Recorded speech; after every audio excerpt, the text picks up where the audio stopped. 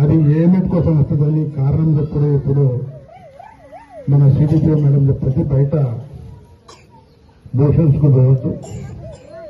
అదేవిధంగా మనం ఈ వర్షాకాలంలో మనం ఇంటికాడ తినేటప్పుడు దోమలు కానీ అదేవిధంగా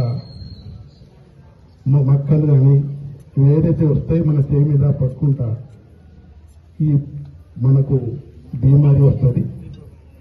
ఈ బీమారికి టోటల్ గా నిర్మూలన చేయడానికి ఒక టాబ్లెట్ 2 years వర పిల్లగాళ్ళకు సగం టాబ్లెట్, 19 years ఉన్న వాళ్ళ పిల్లగాళ్ళకు ఒక టాబ్లెట్ పెట్టాలని గవర్నమెంట్ నోటిస్తుంది. ఈ టాబ్లెట్ బయట దొరకది, చాలా కాస్ట్లీ టాబ్లెట్ ఇది.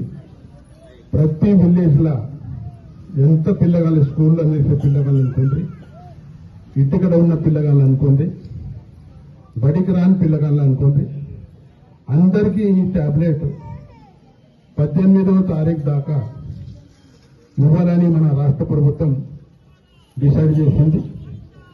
దానికోసం మన మండలంలో దాదాపు 6,300 ఫస్ట్ 19th వరకు వర్షం భయం ఉన్న పిల్లగాళ్ళు ఉన్నారు.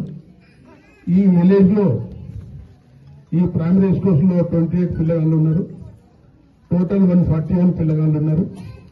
వాళ్ళందరికీ